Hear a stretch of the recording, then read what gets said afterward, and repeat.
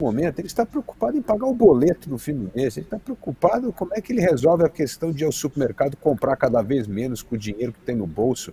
Então, assim, o resultado de pesquisa hoje não é nada mais do que uma foto do retrovisor do passado, mas não é o Brasil que nós olhamos para frente.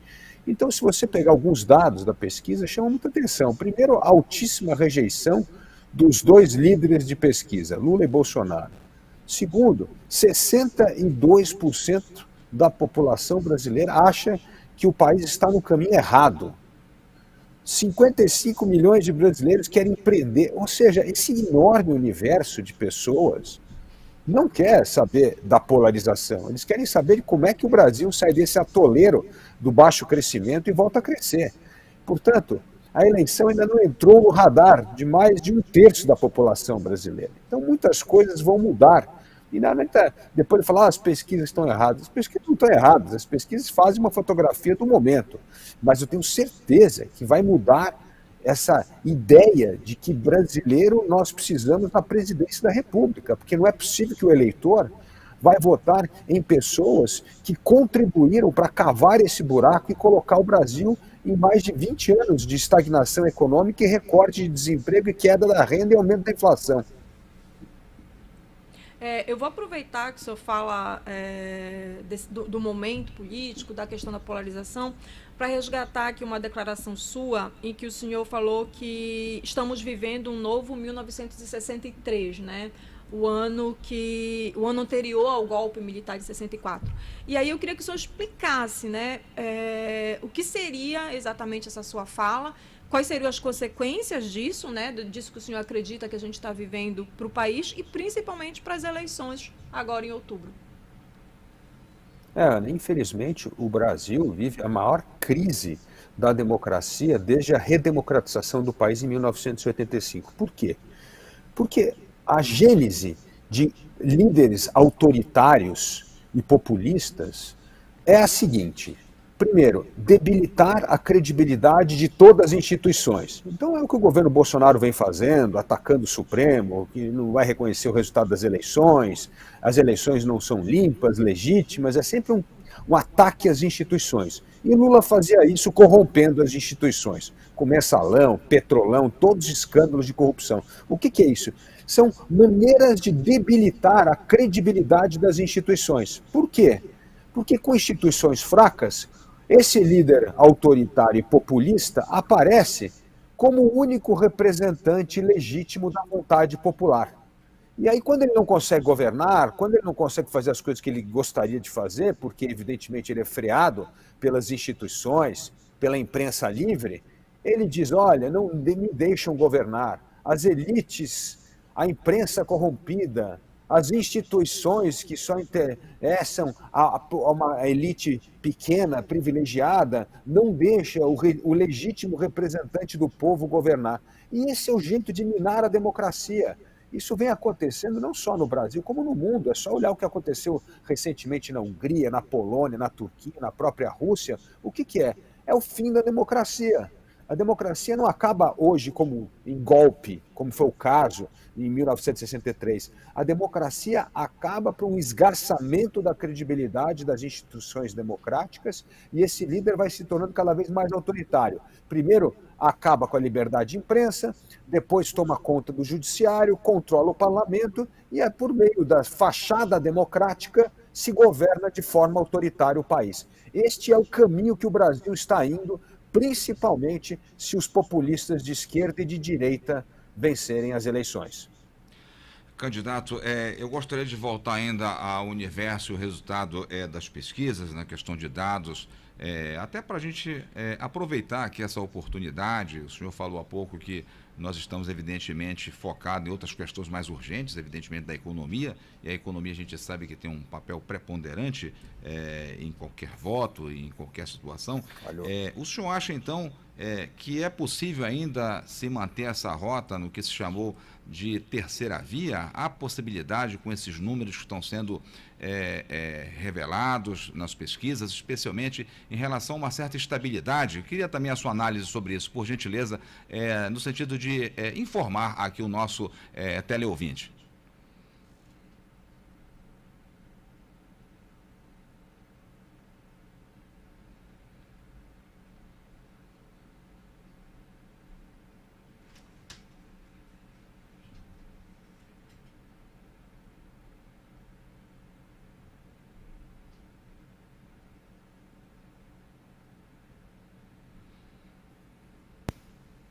Desculpa, Douglas. Você nos ouviu? Caiu. Quer que eu refaça a pergunta de novo, candidato? Por favor, eu não escutei. Sim, rapidamente, só para dizer aí, para orientarmos aqui os nossos teleouvintes em relação, ainda voltando às pesquisas, o senhor acha que essa fotografia, pelo que tem se revelado, mostra uma certa estabilidade? O senhor acha ainda que é possível se insistir nessa tese do que se chamou de terceira via, candidato? Sim, acho que é possível. Aliás, eu gosto sempre de citar o exemplo do que ocorreu com o governador Romeu Zema em Minas Gerais. Foi exatamente isso. Romeu Zema tinha 1%, ao entrar na época dos debates pulou para 3%, e durante os debates Romeu Zema furou a polarização de PT, PSDB em Minas Gerais e venceu a eleição. Então, se ele tivesse olhado as pesquisas em maio, que ele estava com 1%, ele não teria sido candidato. Ele teria desistido e não teria sido governador de Minas Gerais. Portanto, eu entendo que as pessoas querem discutir propostas. A situação, Douglas, como você sabe muito bem do Brasil, é dramática. Nós saímos de 3,5 milhões de pessoas na pobreza em 2015 para 20 milhões. Nós temos mais de 12 milhões de desempregados. A economia não cresce há 20 anos. Os nossos jovens bem formados estão indo embora do Brasil porque não encontram oportunidade aqui. É uma situação dramática. Você se lembra de algum presidente ou ex-presidente reeleito com uma situação de alta inflação, estagnação econômica, recorde de desemprego? Eu não me lembro. Nenhum presidente foi reeleito nessa condição. Então a situação é dramática e, como eu disse, eu duvido que o eleitor vai eleger pessoas que contribuíram para cavar esse buraco que o Brasil se encontra. Ainda aproveitando aqui o gancho da terceira via, o senhor também já fez críticas à forma como os partidos do centro têm conduzido essa discussão, né? E a gente tem notado uma disputa para saber quem vai ser a terceira via, afinal de contas. O senhor ainda acredita na consolidação de um nome ou não? Talvez a gente chegue mesmo no lançamento das candidaturas, com esse cenário que a gente tem hoje de vários candidatos, inclusive o senhor, se apresentando como essa terceira via? Não, Ana, eu não acredito que haverá muitos candidatos, não. Acho que muitos candidatos vão desistir até julho. Nós não vamos desistir, nós iremos até o fim. E eu vou explicar por quê. Primeira coisa, o Brasil precisa discutir propostas de como a economia vai voltar a crescer. A terceira via tornou-se uma conversa de cacique político. E o que cacique político está interessado? Está interessado em eleger deputado federal. Ele não está interessado em eleger presidente da República, governador, porque as eleições majoritárias tiram dinheiro do tal fundo eleitoral para financiar campanhas caras e que não tem retorno para o partido. O que dá retorno financeiro para um partido político é eleger deputado federal. É isso que determina o montante de dinheiro do fundo partidário, do fundo eleitoral e tempo de televisão dos partidos políticos. Então, na verdade, os grandes partidos estão interessados apenas em eleger deputado federal. Eles não estão interessados em discutir o Brasil, porque é isso que dá dinheiro para o partido. E o Partido Novo é o único partido que não utiliza o fundo eleitoral. Isso é uma vergonha, esse fundo eleitoral. Esse fundo eleitoral está pervertendo a democracia no Brasil. Veja só, Ana, nós gastamos 670 milhões de reais para vacinar todos os brasileiros durante a pandemia. E nós vamos gastar agora 5 bilhões de reais em 2 meses de campanha política. Isso é um absurdo. Isso é dinheiro nosso, do brasileiro, das pessoas que pagam imposto quando compram carne, arroz, feijão, que deveria estar indo para a escola, que deveria estar indo para a educação, que deveria estar indo para a saúde pública, para a segurança pública, que está indo para financiar a campanha política. Por isso que a terceira via não caminha, porque não há uma discussão de projeto de país, há uma discussão de palanque regional e como é que eu cresço as bancadas no meu partido. E como o Novo é o único partido que não utiliza esse dinheiro, aliás, estamos devolvendo oficialmente os 87,7 milhões de reais do Partido Novo para o Tesouro Nacional na próxima semana. Porque nós acreditamos que esse dinheiro, ao voltar para o Tesouro Nacional, vai ser melhor empregado nessas áreas que a população quer ver dinheiro público, na educação, na saúde e na segurança pública. Por isso que a terceira via vai acabar. Ela vai acabar porque os partidos vão abrir mão de candidaturas majoritárias para focar a atenção nas candidaturas para deputado federal, porque é aí que o partido faz dinheiro e tem tempo de televisão. Só para não perder o gancho, Douglas, peço uma licença para ti. E com essa atitude que o senhor acredita que vai acontecer, vamos ficar, então, reféns mesmo dessa polarização na eleição de outubro? Não, não acho. Acho que aí começam os debates. E na hora que começar os debates, primeiro eu quero ver se Lula e Bolsonaro vão participar do debate, né? Porque, aliás, eles têm muitas explicações a dar ao Brasil, por que o Brasil não cresce, por que não gera emprego, por que a miséria cresceu. Afinal de contas, o PT teve 4 mandatos presidenciais e Bolsonaro é presidente da República. Então eles devem uma explicação para a nação. Eles que prometeram fazer o Brasil voltar a crescer, gerar emprego, renda, atrair investimento, eles precisam contar o que deu errado. Tá certo? Então na hora que começar os debates, que as pessoas vão parar para olhar os debates, prestar atenção na eleição, eles vão conseguir separar o joio do trigo. Aqueles que estão discutindo propostas concretas para fazer o Brasil voltar a crescer, atrair investimento, gerar renda e emprego, e aqueles que ficam na mesma enrolação de sempre, usando as fórmulas erradas que nos colocaram nessa situação dramática de alto desemprego e queda de renda no Brasil. Candidato Dávila, só voltando um pouco, retomando as críticas aí que o senhor fez em relação ao fundo partidário, né, esse volume como um todo, isso tem que ser combinado com o Congresso Nacional, porque, pelo que a gente acompanha nesses últimos anos no Brasil, o presidente, independente de quem seja, eu imagino, ele tem que ter um relacionamento com o Congresso, e parece que essa chave para dar a partida, ela está nas mãos do Congresso Nacional. Correto, mas o Congresso Nacional atua de acordo com a vontade da população quando existem 2 fatores importantes que não existem hoje no governo. Primeiro, é um governo capaz de dar rumo ao país e saber quais são as reais prioridades e lutar por elas. E segundo, capacidade de mobilizar a sociedade para pressionar o Congresso. Eu vou dar aqui 3 exemplos. Nós aprovamos a reforma trabalhista, nós aprovamos a reforma da Previdência e nós aprovamos recentemente o novo marco do saneamento básico contra a pressão de todas as estatais que eram contra. E por que nós conseguimos essas 3 matérias importantes aprovar no Congresso? Com esse mesmo Congresso, com esse mesmo centrão aí. Por quê? Porque tinha um governo comprometido em lutar por essas medidas e capacidade de mobilizar a opinião pública, explicar para as pessoas como essas medidas eram importantes para a geração de emprego, para corte de privilégios e para melhorar essa questão vergonhosa do saneamento básico, onde 100 milhões de brasileiros não têm acesso a esgoto tratado. Então, quando a população se envolve e pressiona o Congresso responde e vota. Agora, quando o governo está à deriva, aí esse centrão fisiologista faz a festa, como está fazendo no momento no Brasil. O senhor falou muito até o momento sobre a questão da economia, né? E aparece como uma das suas principais propostas a abertura econômica como solução para esse problema econômico do Brasil. A gente sabe que esse acaba sendo um tema delicado, que é calorosamente discutido toda vez que é proposto, né? Quem é a favor, quem é contra. Então, eu queria que o senhor desse mais detalhes do que seria exatamente essa abertura econômica que o Brasil teria diante de um eventual governo seu. Como isso seria feito? Ana, esse debate é caloroso porque a abertura econômica vai acabar com esses grupos de privilégios que sequestraram o Estado, que vive de reserva de mercado, de subsídio, proteção e que não família crescer. Olha, eu vou dar um número para vocês. De 2010 a 2020, o PIB do mundo cresceu 32%. Sabe quanto cresceu o Brasil? 2,5%. Como é que... Não tem discussão acalorada. Está errado o caminho que a gente está fazendo. Como é que a gente...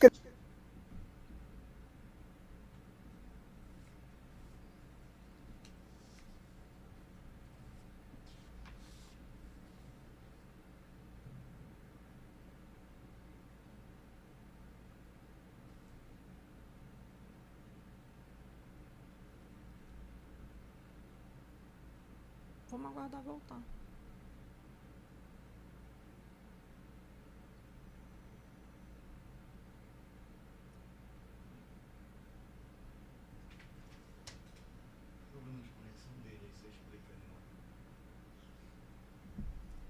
Eu estou no ar ainda? Estamos com Oi? problema de... voltou, né? Estávamos com problema de conexão, mas você estava respondendo a pergunta. Pode prosseguir, candidato. Então, eu estava respondendo Pré-candidato, perdão. da segunda forma, Ana, que de 2010 a 2020, o mundo cresceu 32%. O Brasil cresceu 2,5%. Então, não tem discussão. A discussão é nós temos de tomar um outro rumo, porque insistir neste erro do passado, que há 40 anos a renda do Brasil não cresce em comparação com outros países emergentes, é óbvio que a gente está no caminho errado. E o que esse mundo fez para enriquecer e a gente ficou para trás? Participar do comércio global. A China enriqueceu e cresce há mais de 50 anos, aí 8% ao ano, porque se tornou uma potência no comércio internacional. E esse crescimento permitiu à China tirar 800 milhões de chineses da pobreza. Ou seja, o Brasil não vai resolver a questão da miséria, da desigualdade, se a economia não crescer. E nenhum país do mundo cresceu com reserva de mercado, política protecionista. Esse é o erro que nós cometemos há mais de 40 anos. E não importa o governo do dia, continua cometendo. Por quê? Porque as corporações sequestraram o Estado. Todo mundo vive de reserva de mercado, de subsídio, de ajuda do governo. E ninguém consegue mais competir internacionalmente. Então o Brasil precisa competir internacionalmente. E o único setor da economia que compete internacionalmente é responsável pelo crescimento do Brasil, que é o agro. O agro é o que consegue competir internacionalmente, exportar e ser um líder dessa pequena retomada do crescimento. Porque se você tirar, para você ter uma ideia, nesse período de 2010 a 2020, o PIB do agro cresceu mais de 30%, só que o da indústria caiu 16%. Então está claro onde é. Nós temos que repetir o sucesso do agro. O agro, sim, compete internacionalmente, mas agora nós precisamos fazer a mesma coisa na indústria e no serviço. Por isso, a abertura da economia é fundamental para o Brasil recuperar sua capacidade de competir, aumentar a produtividade e se tornar um importante player internacional no comércio internacional. Não tem outro jeito do Brasil voltar a crescer, a gerar renda, emprego e atrair investimento.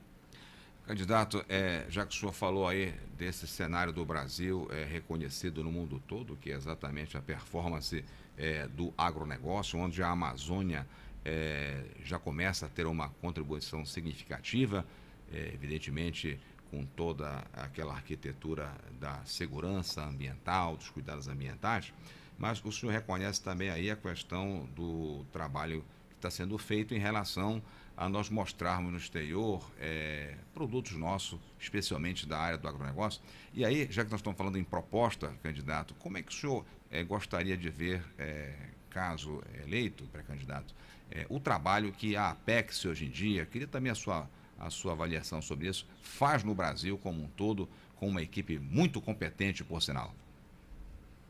É verdade, mas o Brasil agora precisa dar um outro salto, Douglas, que é sair da exportação apenas de commodity e agregar valor nos produtos. A importância dessa economia da floresta, que eu digo, essa bioeconomia, a economia por meio de uso de fermentação para criar novos produtos, né? Nós temos apenas o açaí aí como uma parte, mas precisa criar muito mais valor agregado nos produtos. Eu vou dar um exemplo. Nós exportamos café em grão. Se você usa apenas um processo de torrar o café, sabe quanto custa 1 quilo de café torrado? 1 quilo de café torrado custa R$20. Mas 1 quilo de cápsula de café, por exemplo, da Nespresso, custa R$570. Isso que é valor agregado. Isso é agregar valor a um produto, a uma commodity brasileira. Então nós podemos usar aí o resto de casca de açúcar para fazer, por exemplo, bioplástico, adubo orgânico de qualidade. Nós temos de aumentar o valor agregado das coisas que nós produzimos. Esse é o desafio do agro. E isso vai ajudar, inclusive, a ressuscitar a indústria brasileira, porque a indústria brasileira precisa do agro para agregar este valor importante para podermos exportar produtos de maior valor. Esse é o desafio que nós temos no agro. Vou dar um exemplo. O Brasil exporta para a China 44% da exportação brasileira é soja. Por que nós não conseguimos exportar produtos de maior valor agregado? Porque se amanhã a China, por uma razão, suspende a compra da soja do Brasil por 2 meses ou 3 meses, quebra o agro brasileiro. Olha a fragilidade que nós estamos, mesmo sendo altamente produtivos só na exportação de commodity. Então nós temos de aumentar, sim, o valor agregado dos nossos bens exportáveis. Eu vou entrar nessa questão do agro também, na verdade, ainda dentro dessa discussão econômica, mas eu queria voltar um pouquinho na questão da abertura da economia, porque quando a gente fala em abertura de economia, a gente pensa em entrada de capital estrangeiro, privatizações, e aí eu pensei agora na questão da Petrobras, né? Então, toda vez que a gente tem um aumento considerável de combustível ou alguma crise nesse setor, como está ocorrendo agora no Brasil, volta-se a discutir a privatização da Petrobras. E aí eu queria que o senhor desse a sua opinião. Ela deve ser privatizada? Como que isso seria encarado em um eventual governo seu? Não, tem que ser privatizada. Óbvio que tem que ser privatizada. Nós temos de aumentar a concorrência, a competição para derrubar preço. Todos nós consumidores sabemos disso. Quando é que o preço cai? Quando tem concorrência. Quando tem um monopólio e alguém dita o preço, não tem como cair o preço. Tá certo? E vale a pena lembrar aqui, Ana, um exemplo, como foi a telefonia no Brasil. Nos anos 90, a telefonia era estatal, existia a Petrobras do telefone no Brasil, que era a Telebrás. Telefone era artigo de luxo. O brasileiro, era tão caro ter um telefone, que a gente declarava no imposto de renda, junto com o terreno, o carro, tinha uma linha telefônica. Aí o que aconteceu? Privatizou, aumentou a concorrência, empresas entraram no setor, passaram a investir em tecnologia e a transformar o telefone num produto acessível a todos os brasileiros. Hoje todo brasileiro tem um telefone no bolso. Por quê? Porque aumentou a concorrência, aumentou a competição, aumentou a oferta. Então, para diminuir preço, nós precisamos aumentar a competição e a oferta. Qualquer comerciante, qualquer pequeno empresário sabe disso. Não tem como diminuir preço quando alguém tem um monopólio de um bem. Então, nós temos de quebrar esse monopólio. Por isso, a privatização é muito importante, é para aumentar a concorrência. E com aumento de concorrência, cai preço. Só pedindo licença aqui para o Douglas fazer mais uma pergunta. Ainda dentro dessa questão do desenvolvimento econômico, você exaltou bastante a questão do agronegócio. Realmente é um fator determinante hoje na economia brasileira, que gera maiores recursos para a economia. E só que aqui na Amazônia, de onde a gente fala com o senhor, existe uma discussão muito grande também com relação ao desenvolvimento econômico e preservação ambiental. Então, existem esses dois fatores aqui, tanto o agro quanto a questão da mineração, que é até mais preponderante do que o próprio agronegócio, que geram, sim, emprego, desenvolvimento econômico, mas existe essa questão ambiental. Então, nos últimos anos, a gente tem observado números que não são bons em relação à preservação ambiental. E aí eu queria saber qual é o seu plano para essa região, onde a gente sabe que precisa crescer e ter desenvolvimento econômico, mas existe um fator ambiental muito importante também, que precisa ser preservado, né? Então, como é que o senhor olha para a região amazônica em um eventual governo seu? Olha, Ana, essa pergunta é muito importante. Primeiro, crescimento sustentável é combinar o agro com o meio ambiente. Não existe crescimento sustentável desmatando. Essa política de desmatamento é um suicídio que o Brasil está cometendo. Nós estamos rasgando dinheiro. E eu vou explicar por quê. Cada vez que você desmata, que você derruba uma árvore, você está rasgando dinheiro. E eu vou explicar por que essa lógica acontece hoje. A economia do mundo moderno é a economia do baixo carbono. O mundo está disposto a investir, a colocar dinheiro em países capazes de sequestrar carbono. E o Brasil é a maior superpotência ambiental do mundo. Nós temos capacidade de sequestrar 50% da emissão de carbono do mundo, plantando árvores em terras degradadas. Nós temos mais de 50 milhões de hectares de terras degradadas. Se nós utilizarmos 3 milhões de hectares e plantar árvore, nós já vamos ser a primeira nação carbono neutro do mundo. Isso é a porta para a entrada de investimento no Brasil em áreas muito importantes, não só ambientais, como da indústria, como do agro. Então, a questão ambiental, ela é fundamental, Nós temos de aproveitar esta grande oportunidade de ser a maior potência ambiental do mundo para mostrar ao mundo que nós conseguimos sim fazer uma economia sustentável, de baixo carbono, capaz de atrair investimento. Qual é o país do mundo que planta cacau, como é o caso aí no norte, na Amazônia, região da Amazônia, e preserva 80% da floresta? Nenhum país do mundo faz isso, só o Brasil. Por quê? Porque nós temos um código florestal que determinou essas regras e elas são obedecidas pelas pessoas que plantam.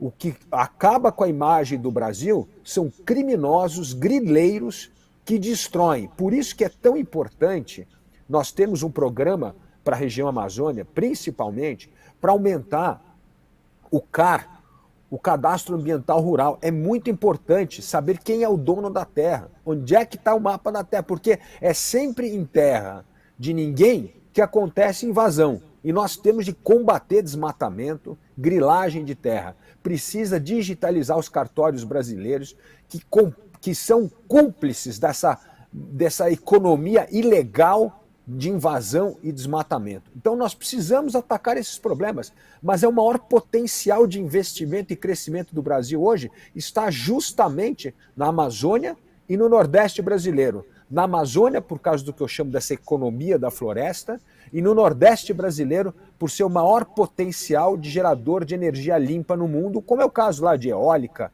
solar e biomassa. Candidato, ainda nesse universo do agronegócio, que é muito importante para a gente, falei há pouco na Apex, nessa questão do universo da exportação, né?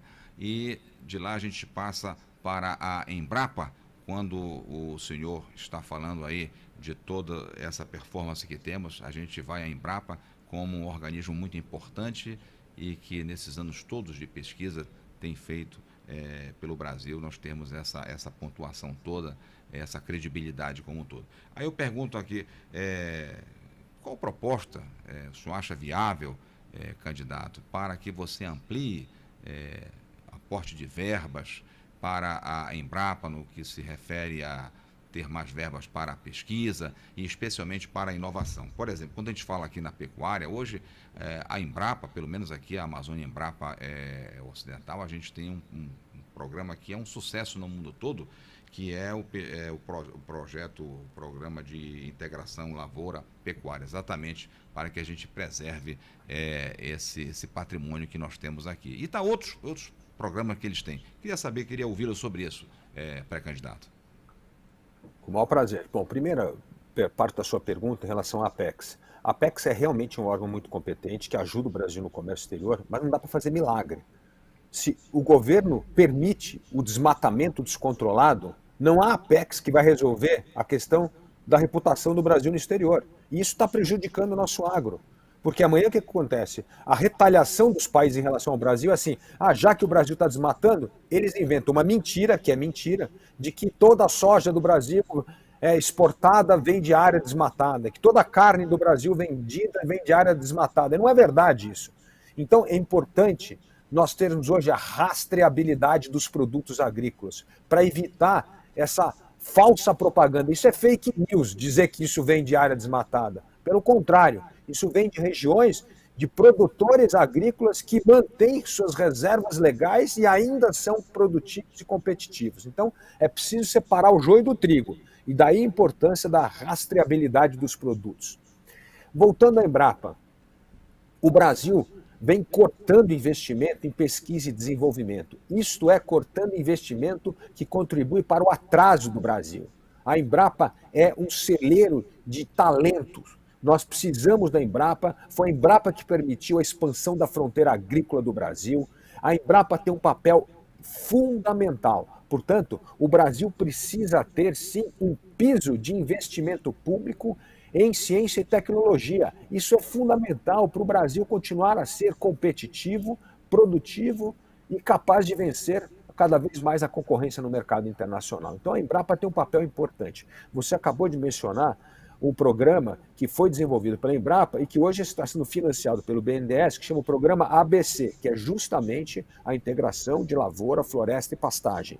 Isso está ajudando a recuperar várias propriedades e trazer uma receita extra aos pecuaristas, porque além da receita da carne, tem a receita da lavoura e a receita também da silvicultura, das árvores.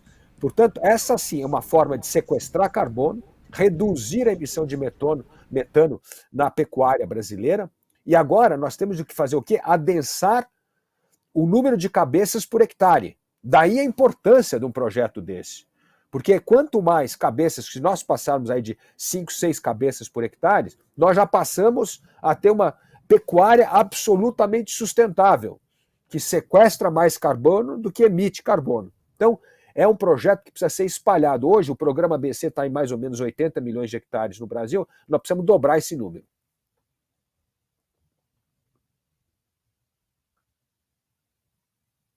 Não estou escutando, Ana, você. Não estou te escutando.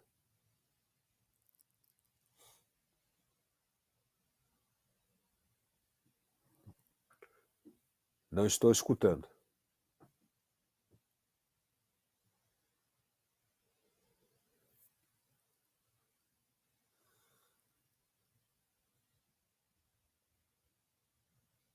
Alguma coisa no áudio.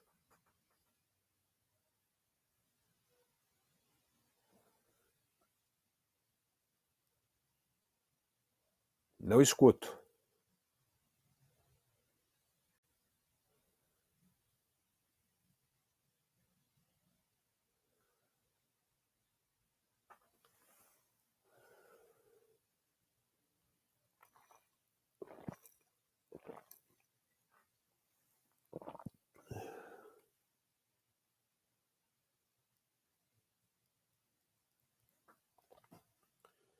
Quer que eu entre de novo?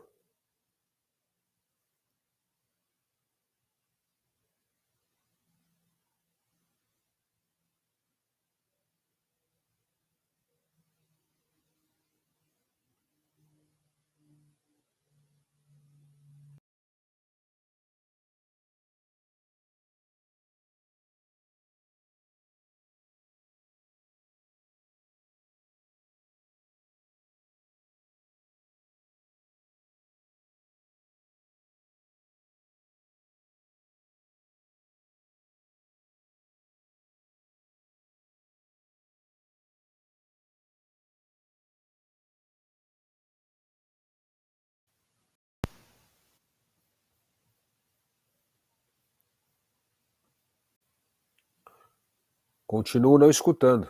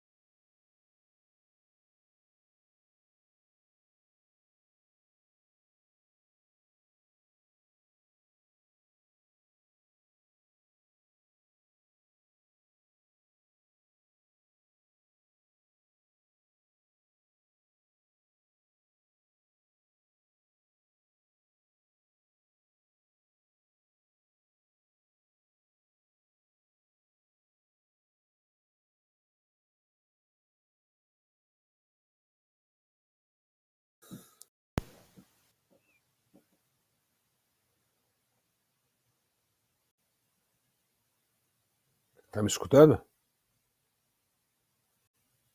Não estou escutando.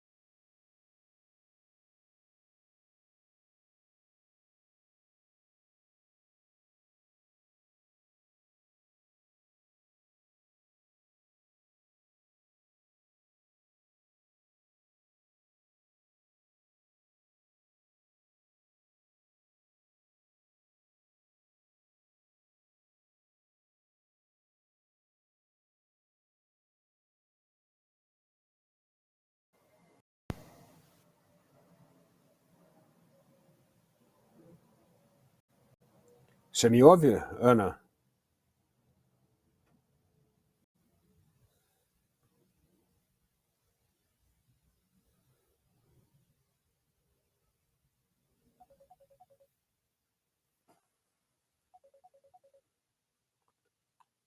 Alô? Dá uma saidinha, Felipe. Eu já saí, voltei 2 vezes, agora eu vou sair de novo. Vamos ver se...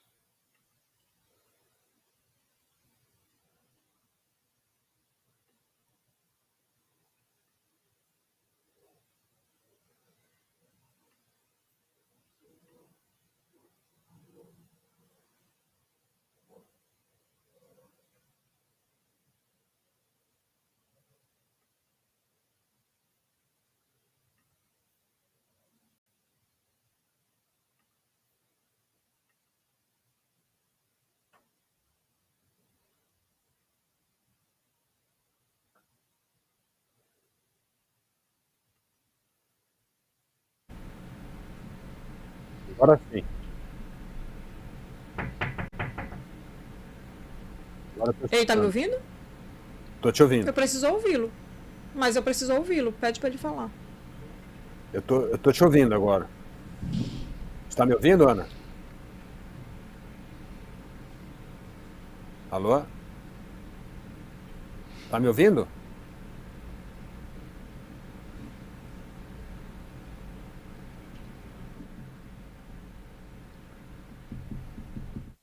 Olá, Ana?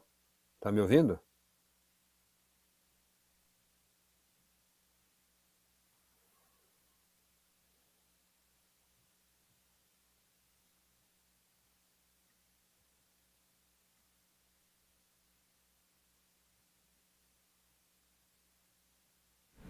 Dávila consegue me ouvir agora? Agora estou te ouvindo. Eu não tô ouvindo ele Tá me agora. ouvindo? Eu tô ouvindo. Você pode falar, Dávila, para eu ver se eu consigo ouvir você? Sim. Olá, Ana. Não estou ouvindo ele. Volta aqui. De volta ao estúdio. Com a Eu vou entrevista com o Romo refazer a News. pergunta, tá? Que eu tinha começado a fazer. Pois não. Streaming. Ele está me ouvindo, mas eu não estou ouvindo ele agora. Eu estou te ouvindo. Não, não é questão de volume. Se você aumentar muito, vai dar microfonia. Diminui, por favor. Matheus, se você deixar esse volume, vai dar uma microfonia terrível. Não é questão de volume. É no 12. É questão que ele não está tendo retorno. Eu estou escutando tanto o Douglas quanto Ele a me Ana. ouve, não é isso? Aí me ouve. Ouve. Ó, ele está me ouvindo. Eu é que não estou ouvindo ele agora. Estou te ouvindo. Candidato, no stream tem isso, tem que ter a paciência. Eu estou analisando aqui a linguagem do seu rosto, tranquilo, equilibrado. Parece um neurocirurgião, né? Ou então um piloto quando entra tem que ser assim. Para ser um homem público, né? Você pode até depois, né? Mas esse equilíbrio de rosto que eu estou vendo aqui, essa linguagem facial, ela é muito determinante, candidato. Que bom, Douglas. Que bom.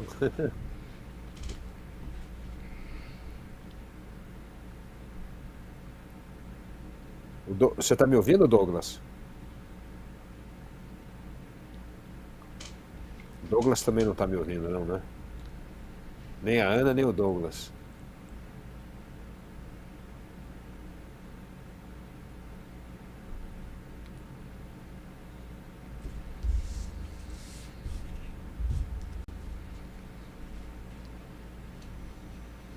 Candidato, eu peço que o senhor fale para ver se a gente consegue lhe ouvir aqui. Acho que vai conseguir. Vamos lá. Olá, Ana, está me ouvindo novamente? Perfeito. Douglas, estou... Perfeito. Retornamos o voo. Vamos. Tudo bem. Retornamos o voo. Eu vou bem. refazer a pergunta. Eu ia falar sobre uma questão que hoje gera uma polêmica aqui na Amazônia, né? O desenvolvimento da região amazônica é sempre permeado por conflito e a discussão hoje gira em torno da questão do garimpo em terras indígenas, né? Então isso tem gerado uma série de conflitos, retomada de violência na zona rural. E nós já tivemos alguns momentos dessa discussão. Primeiro é proibido, tem gerado muito conflito, o poder público não consegue fiscalizar e existe a discussão para que se legalize isso. No meio dessa discussão, eu queria saber qual é a sua posição com relação à questão do garimpo em terras indígenas na Amazônia hoje. Bom, primeiro que o garimpo precisa se tornar uma atividade cada vez mais sustentável. Esse é o grande desafio. Agora, o que não pode acontecer é a legalização de garimpos ilegais, que tem centenas, não é nem dezenas, são centenas de garimpos ilegais. Este é o problema. E precisamos combater esses criminosos. Aquela foto chocante do Madeira, com praticamente o Brasil, com o território sendo ocupado por uma facção criminosa. Isso não tem nada a ver, não é sustentável, e são coisas desse tipo que acabam prejudicando a imagem do Brasil no exterior, a afugentar investimento. Então a impunidade não pode ser aceita, nós precisamos combater duramente. E aí precisa sim ter ação mais forte de Polícia Federal com as polícias estaduais e o próprio Exército, nessa divisão de inteligência, de informação e combate.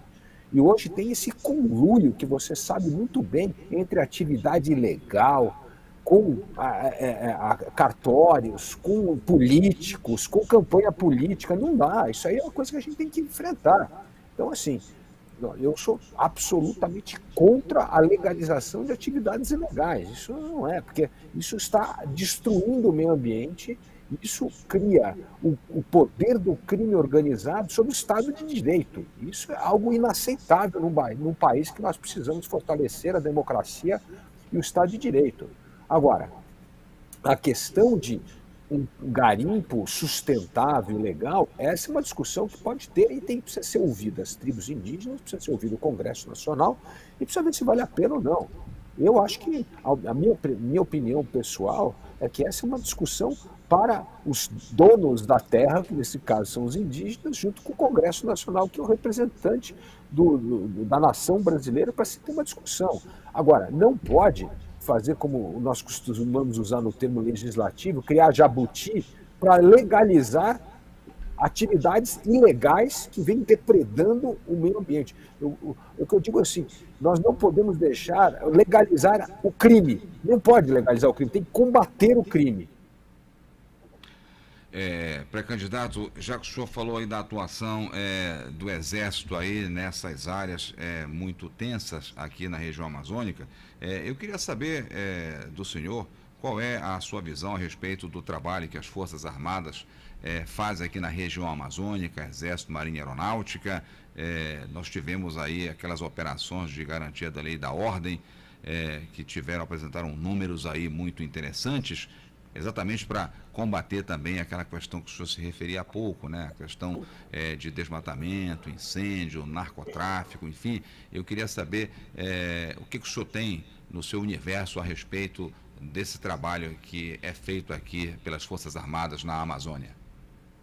Não, o trabalho é exemplar das Forças Armadas na Amazônia, não só no que a gente chama da Amazônia Azul, como do próprio Exército. É um trabalho muito importante. Agora, o que nós precisamos para combater crime é cada vez mais ter informação compartilhada, né, Douglas? Você precisa ter o Exército junto com a Polícia Federal e as polícias estaduais e civil, ter um banco de dados para poder combater crime. É inacreditável que não tem conversa de dados. A gente sabe hoje que é justamente essa comunicação de dados, esse compartilhamento de dados é que faz com que a lei vença o crime. Hoje, o crime é derrotado com inteligência, mais do que com o uso da força. E nós precisamos usar melhor esses nossos sistemas de informação de uma forma mais eficaz para combater o crime. Agora, a gente sabe como é que é. Essas coisas têm envolvido tantas organizações que dependem dessa ligação com o crime, não só da economia, como da burocracia, como da política. E aí ninguém melhor do que entidades independentes, como é o caso do Exército, como é o caso da Polícia Federal, para poder trabalhar melhor essas ações coordenadas com as polícias estaduais. Porque senão nós estamos sempre atrasados. A força, como você falou, da garantia da lei e da ordem, lógico que é uma coisa importante, mas no fundo quando isso acontece é porque nós já perdemos a batalha da informação que podia ter evitado o crime. Esse é o ponto. Então, essa integração da inteligência da polícia com o Exército no combate a essas atividades criminosas é fundamental para vencermos o crime. Dávila, eu queria que a gente entrasse em um outro tema que é de fundamental importância para o país hoje. A gente falou muito sobre economia, que também envolve economia, que é a questão do desemprego. Então, a gente está saindo de 2 anos de uma crise sanitária que praticamente parou e engessou o país, que foi a crise da Covid-19, e como resultado disso a gente tem um número altíssimo de desempregados hoje no Brasil. Então isso é um problema econômico e social gravíssimo, e eu queria saber como que enfrenta esse problema. Bom, primeiro, esse problema tem uma vertente de médio e longo prazo, que é a questão da melhoria da educação. Não tem jeito. Para melhorar a produtividade do trabalhador, nós precisamos melhorar a educação. A importância dos programas da primeira infância, da formação de professores, da alfabetização. Ana, essa pandemia foi um desastre para a educação brasileira, né? Nós tivemos 200 dias de crianças sem aula. Isso afetou dramaticamente a alfabetização de crianças de 7 e 8 anos. E nós precisamos recuperar rapidamente essa questão da alfabetização plena das nossas crianças. Outra área que afeta muito é o ensino médio. Hoje nós temos 48% dos nossos jovens abandonando o ensino médio porque eles entendem que a escola não oferece nada substancioso para prepará-los para o mundo do trabalho. Então, a importância dos cursos profissionalizantes no ensino médio para poder dar qualificação profissional aos jovens. E, nesse sentido, o Pará tem um ótimo programa. O programa Pará Profissional foi um programa que começou lá em 2016 e trabalha com mais de 47 municípios nesses cursos de capacitação e certificação. O último dado que eu tinha, imagina, formado mais de quase 5 mil pessoas. Então, assim, é importante isso, mas isso nós precisamos escalar para todo o Brasil. a melhoria dos cursos profissionalizantes. Então, esse é um exemplo bom do Pará. Minas Gerais tem um programa interessante chamado Trilhas de Futuro, que também são programas profissionalizantes voltados para o mercado de trabalho que está empregando. Quais são as profissões que estão empregando? Então, esse é um jeito importante para recuperar a capacidade do emprego. E a terceira coisa são cursos de qualificação para ajudar as pessoas a fazer transição de economias que estão acabando para outros lugares onde estão gerando emprego. Por exemplo, quais são os 4 grandes setores da economia que hoje vêm gerando emprego, investindo, e que os jovens precisam se preparar para esse ramo? Primeiro, a economia digital, que vem crescendo de forma incrível. O Brasil hoje tem falta de programadores, né? Programadores hoje, além de pagar bem, tem falta de mão de obra. Então, precisamos focar na economia digital. O segundo, eu digo que é a economia criativa. Aliás, o Roma News é uma parte disso, né? Toda essa produção de conteúdo para redes sociais, e nessa área grande do entretenimento, essa é uma área muito grande geradora de emprego no Brasil. Terceiro, a economia ambiental. Nós estamos falando aqui que o mundo está caminhando para esse mundo do carbono neutro, ou do baixo carbono, economia de baixo carbono, e isso vai gerar muito emprego, cada vez mais em áreas como instalação de placas eólicas, de placa solar, energia eólica, serviços ambientais, é uma área que vai crescer muito. E a quarta área que vai gerar muito emprego é o que eu chamo da economia do cuidado, que é a economia com os idosos, com os mais velhos. Essa é uma outra indústria que vem crescendo muito. Então nós temos de olhar para o Brasil que vai gerar novos empregos, porque, evidentemente, algumas áreas o emprego vai cair. Nós já sabemos disso. Toda essa parte de robotização de empresas, indústrias, vai destruir empregos, mas está nascendo empregos em outros setores que nós precisamos requalificar o nosso trabalhador. E esse é um trabalho não só da educação, como das empresas e até dos sindicatos. Os sindicatos devem estar mais envolvidos nessa requalificação profissional dos seus membros. Isso seria a médio e longo prazo, mas aí eu pergunto que o presidente que assumiu o país dia 1º de janeiro vai herdar aí uma soma de mais ou menos 12 milhões de desempregados, segundo o IBGE. Então, como que se responde rápido para essas pessoas? Bom, no curto prazo, o que o Brasil precisa é restaurar a confiança dos investidores. E essa volatilidade que a gente está dizendo dessa turma que quer destruir a democracia só afugenta o investidor. Então, por exemplo, nós podemos gerar milhares de empregos com as obras de infraestrutura que o Brasil precisa. Agora, investimento de infraestrutura vai ser feito pela iniciativa privada. E a iniciativa privada só vai colocar dinheiro no Brasil quando acreditar que os contratos serão honrados. Só na questão de saneamento básico, nós vamos atrair uma fortuna em investimentos. E portos, aeroportos, melhoria das estradas. Então, aí é que está o emprego de curto prazo. Mas esse emprego de curto prazo só virá quando o investidor acreditar no Brasil, acreditar que haverá segurança jurídica, que os contratos serão honrados, e não essa bagunça que nós vivemos hoje, de enorme instabilidade. Então, no curto prazo, são empregos em infraestrutura. Muito bem, pré-candidato. E aqui nós temos, quando a gente fala nessa área de economia para retomada do emprego, o senhor falou muito bem da questão que está sendo feita aqui no Estado em relação à qualificação, né, dessas pessoas para reinserção no mercado. E também gostaria de, aproveitando, perguntar também ao senhor aí qual é a sua visão em relação às agências de desenvolvimento e fomento aqui na Amazônia para cada vez mais serem inseridas nesse desafio. Perguntaria sobre o Banco da Amazônia, a Superintendência de Desenvolvimento da Amazônia, e também a gente vai adentrar um pouco na questão da SUFRAMA, lá no Polo Industrial de Manaus. Por gentileza. Bom, todos os incentivos hoje têm que se voltar para esta economia do futuro, que é a economia do baixo carbono. Não faz o menor sentido, por exemplo, a SUFRAMA ficar financiando, subsidiando motocicleta geladeira na Zona Franca de Manaus. Não faz o menor sentido. Não tem nada a ver com a vocação econômica da região. A vocação econômica da região está focada na Amazônia, na economia de baixo carbono, na bioeconomia. Então, os esforços têm que ser direcionados para essas áreas que pertencem, que são a vocação natural do Estado. Então está errado esses incentivos que não tem nada a ver com a vocação natural do Estado.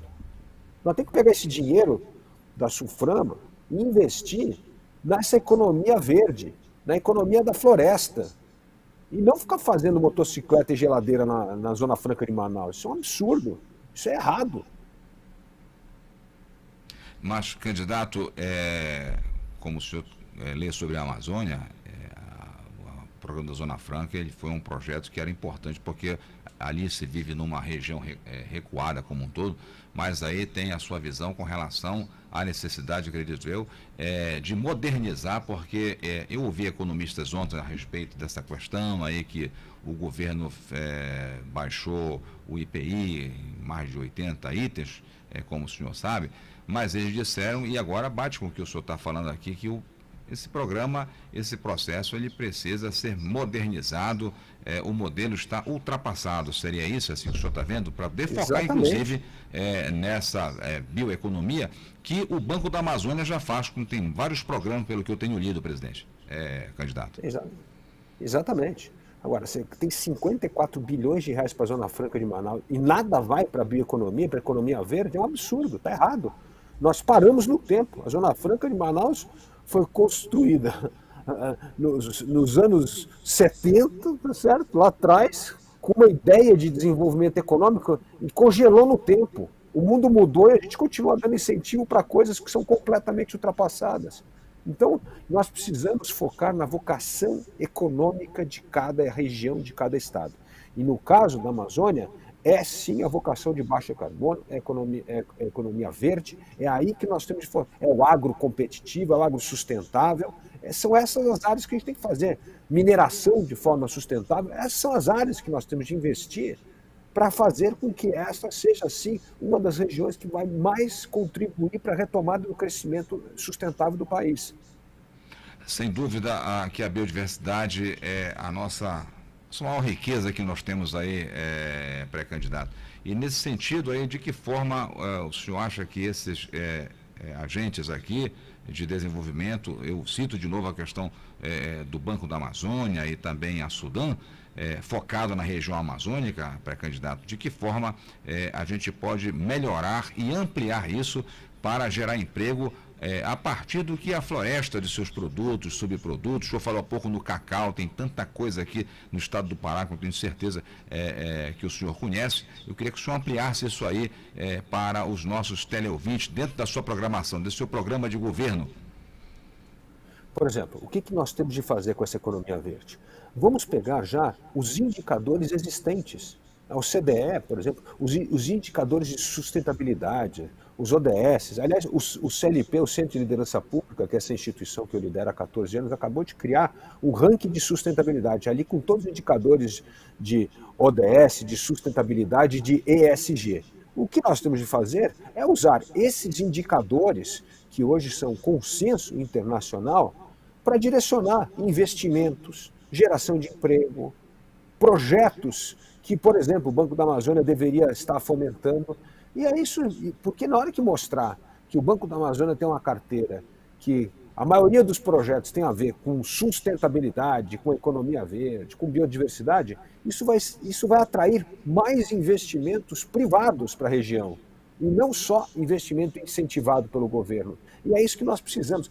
Hoje, Douglas, nós temos 50 trilhões de dólares em investimento carimbado com essas letrinhas do ASG, do ambiental, do social e da governança. Então, olha a capacidade, se o Brasil pode reter metade do carbono do mundo, nós podemos inferir que quase metade do investimento carimbado de ASG poderia vir para a região, como, por exemplo, a região amazônica.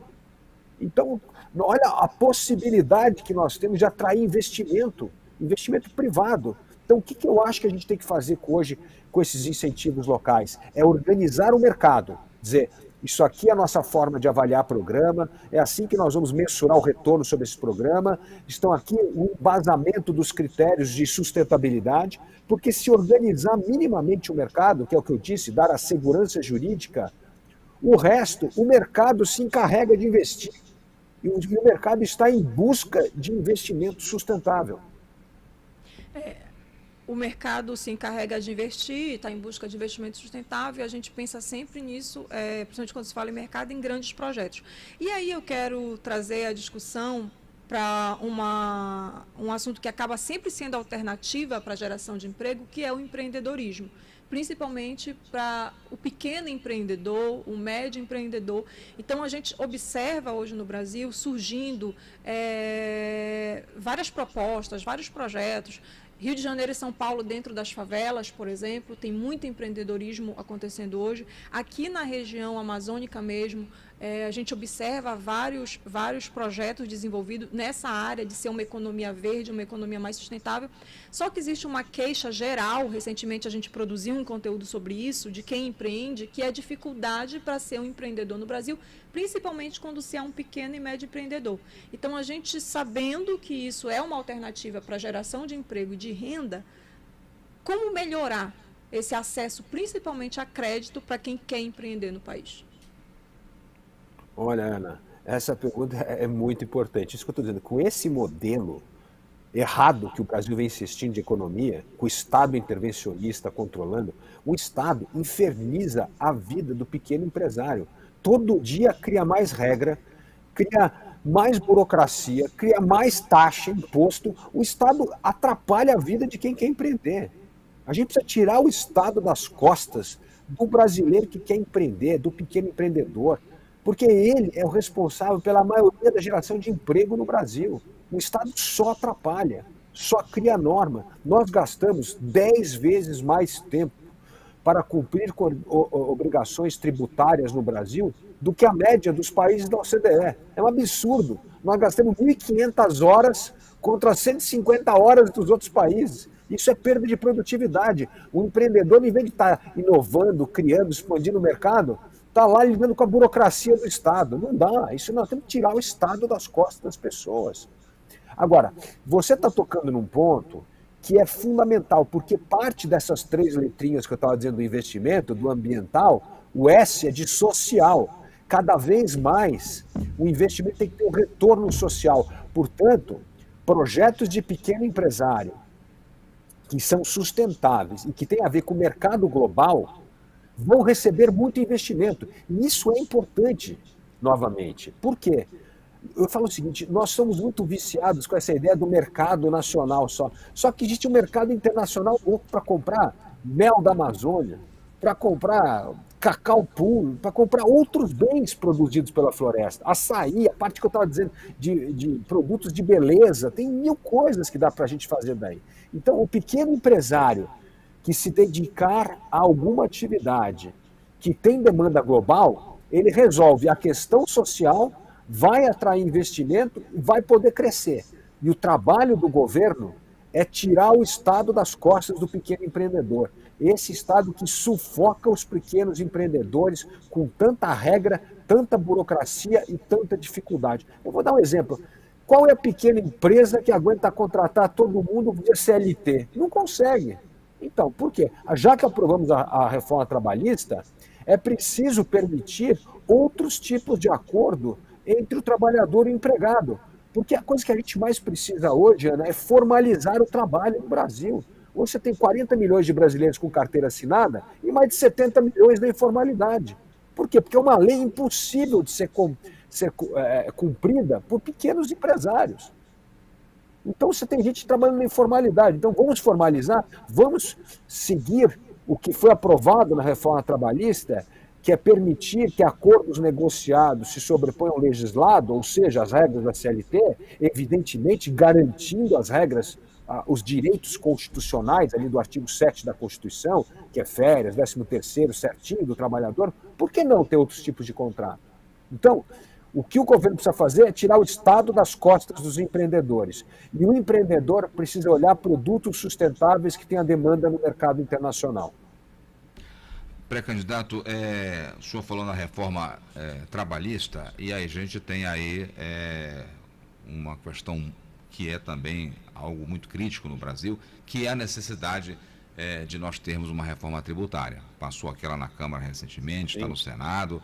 De tudo que o senhor está falando aí, se nós não tivermos uma arquitetura nessa área, e aí de novo precisa combinar com o Congresso Nacional, agora no caso mais o Senado, a gente dificilmente, qualquer candidato que venha a se eleger, não terá êxito, por mais propostas interessantes que ele tenha. Queria também aí a sua apreciação.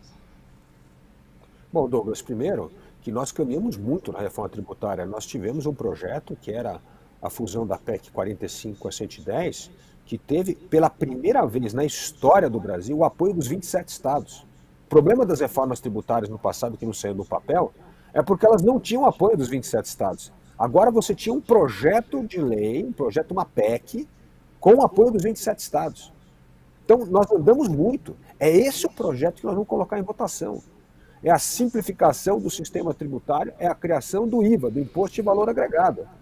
Essa é a proposta. Aliás, essa é a proposta, inclusive, para harmonizar o sistema tributário brasileiro com o sistema tributário que é utilizado no resto do mundo. Em vez de a gente ficar criando essa jabuticaba, esse manicômio tributário que é o Brasil hoje. Então, essa matéria nós vamos colocar para votar como a primeira matéria do nosso governo. É fundamental. E já tem, como eu disse, o apoio dos 27 estados. O que faltou lá foi empenho desse governo.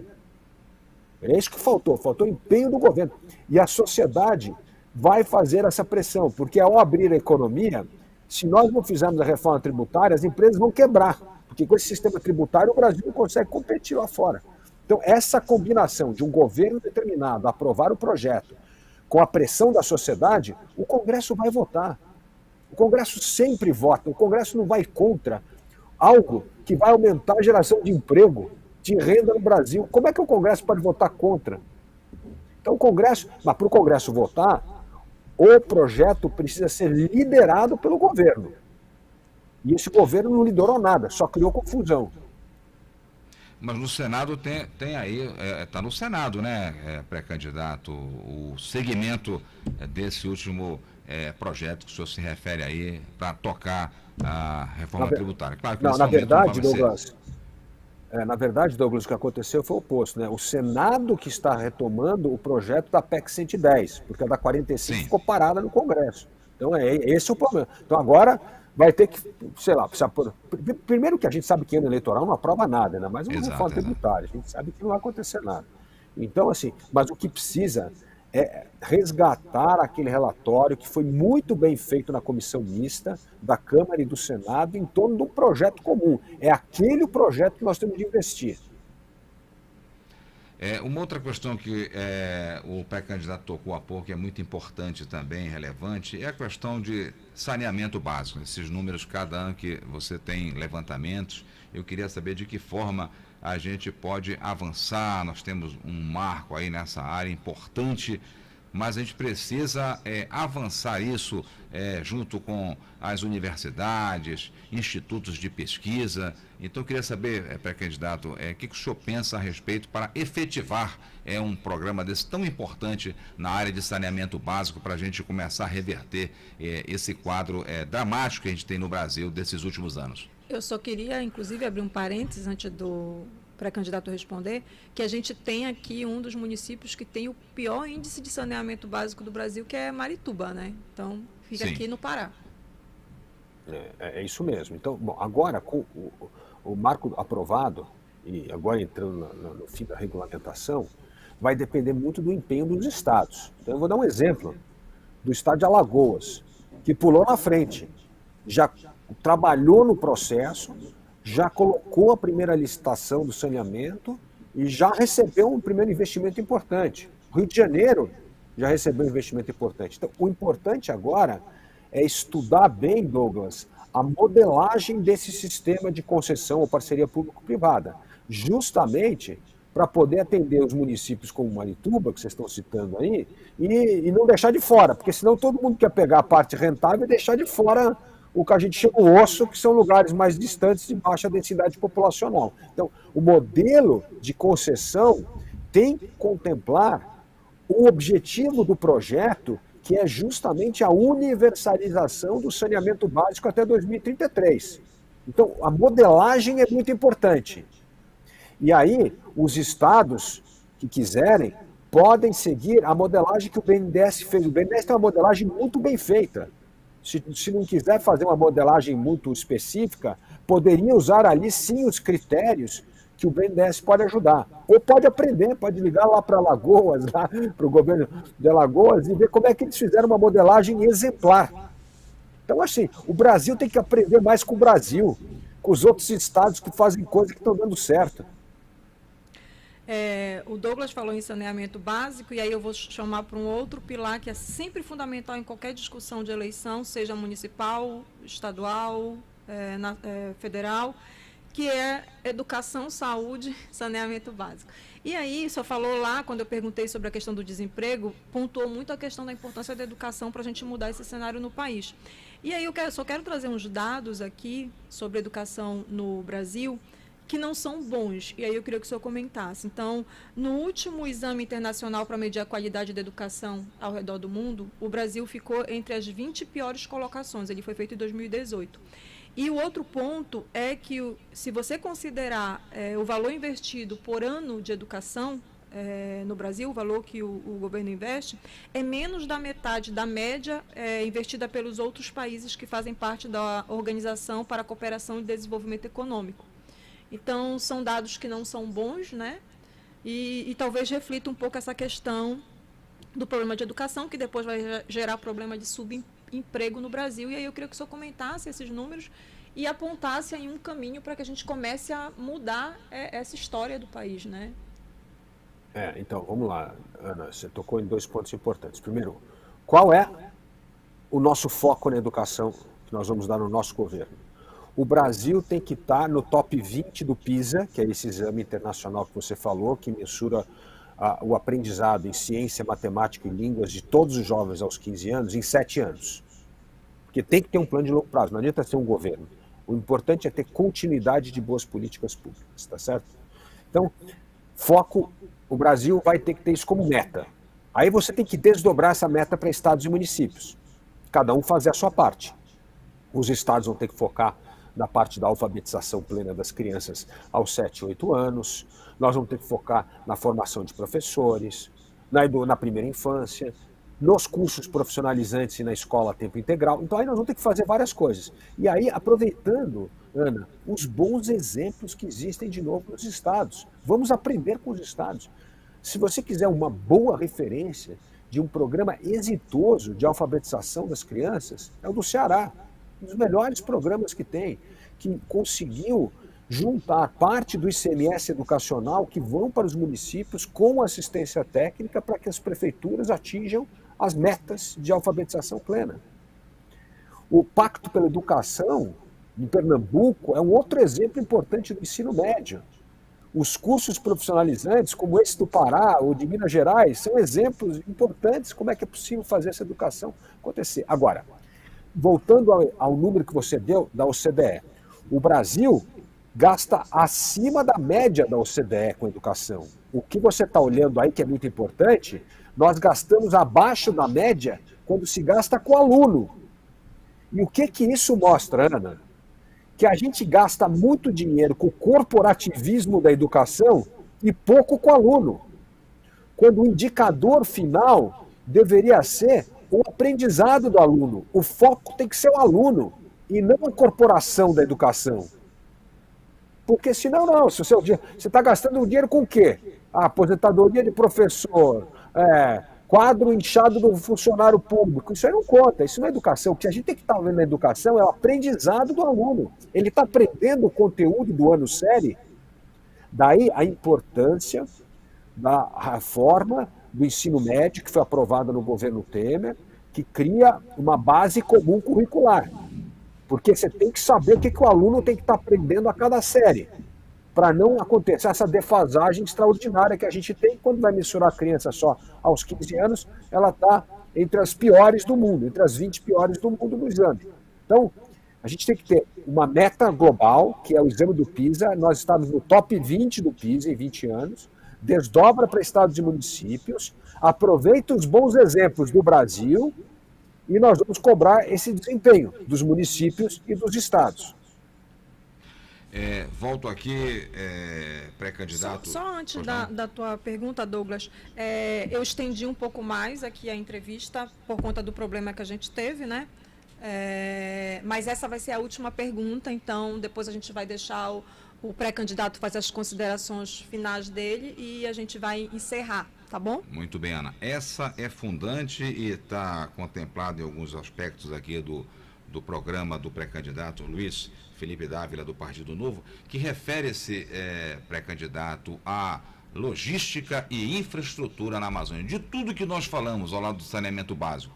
Se nós não tivermos uma ampliação, uma preocupação nessa área aqui, a gente não vai conseguir atrair, mesmo com a biodiversidade, com os atrativos que nós temos, especialmente eu me refiro aqui na Amazônia Oriental, pré-candidato, e nós precisamos.